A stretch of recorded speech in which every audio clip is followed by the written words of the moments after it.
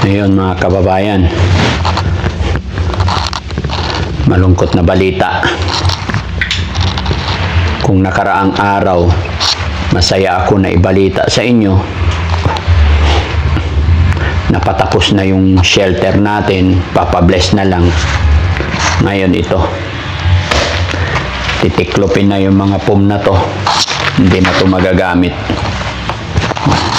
Sayang talaga, ang ganda pa naman ng mga TV. Oh, ganda ng console TV.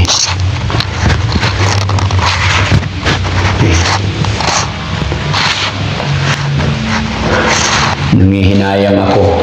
Medyo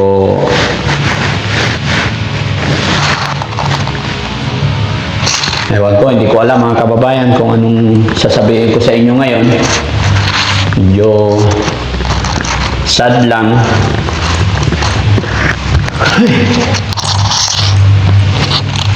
Ngayon ko lang natanggap yung mensahe, message sa akin, text sa akin.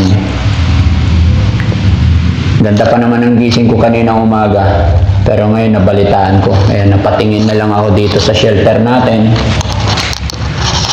Ganda pa naman tong ginagawa ko dito.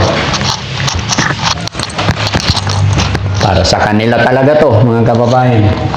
Para hindi sila mainip pag nandito sila.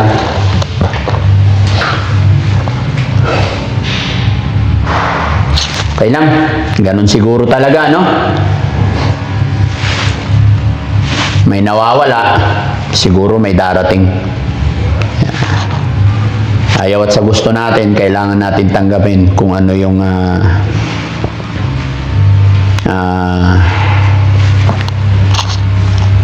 paano na umiikot ang mundo, sunod tayo, paano yung kapalaran natin. Kasi masaya ako talaga na para sa kanila ito. Pero may mga bagay talaga na kahit hindi natin gusto, mangyayari. Pero isa lang masasabi ko, panahon nandito sila, ginawa ko ang lahat. Kasama ng aking team. Mahirap.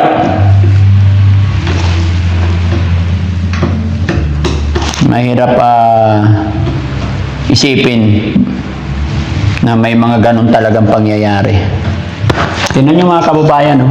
Ganda, maliwalas. Talagang ginawa ko ang lahat ng aking makakaya para tirahan nila.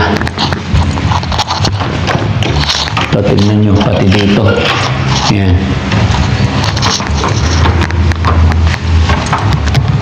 Kalak.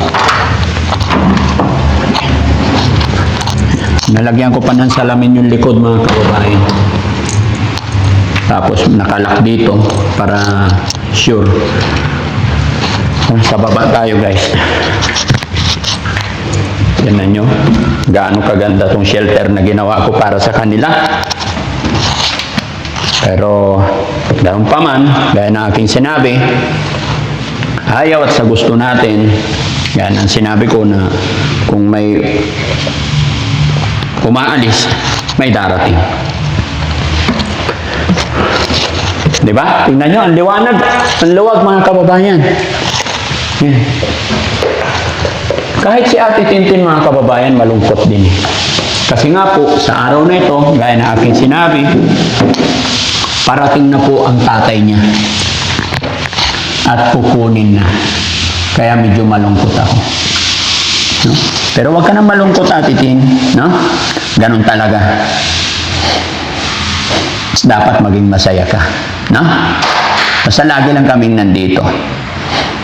Diba sabi mo, magaling ka na? Malungkot ka ba na aalis dito o masaya ka na pupunta na dun sa inyo? Masaya po. Ayun, akala ko ba naman malungkot? Yun mga kababayan. Kung may nalulungkot, kami po yun na team. Kasi syempre napamahal na yan sa amin.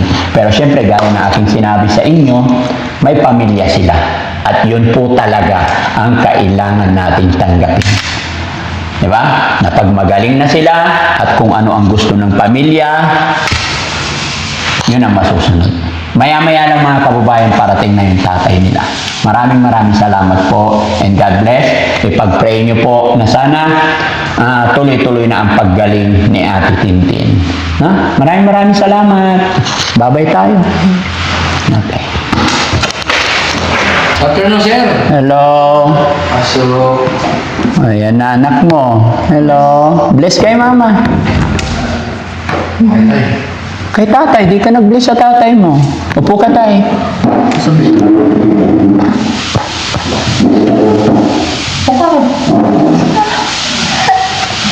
Upo ka lang. Ayan. Ba't di ka upo? Huwag ka may asam. Namiss mo yung anak mo? Dikit ko lang ka atitin, ha?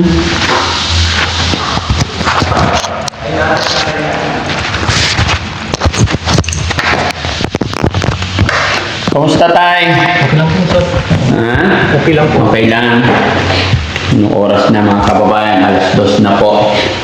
Kasi kaninang umaga yun na nakipag-usap sa akin si Ate Tintin na yun nga, doon sa napag-usapan. Hello baby, appear mo na. Yun, ano pangalan mo ulit? Elizabeth. Ha? Elizabeth. Elizabeth, oo, kulit ni Daddy Frank yan. Kumusta yung damit mo? Okay lang. Naisukat mo na ba yung mga damit mo? Maganda. Wow. No?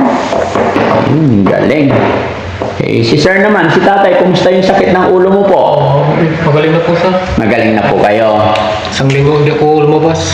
1 linggo? Ay, di magaling na. Okay. Anong... Sana ako ngayon. Kaso hindi. Pumunta pala doon mga kasama niyo.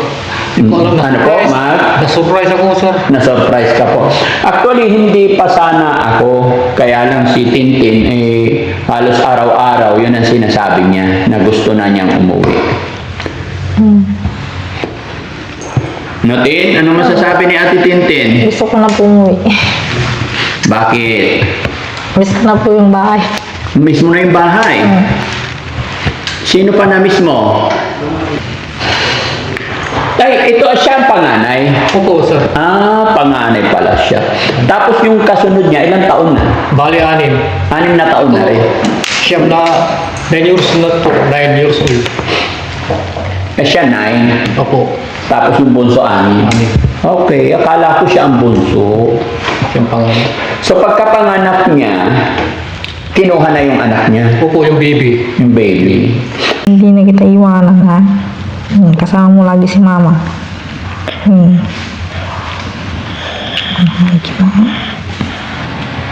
Kayo ang nakakuha kay Christine. Kaya marami pong salamat. Tin, gusto mo dito muna kayo matulog? Hindi na po. Uuwi na. Opo, iuwi na. Uwi ka na.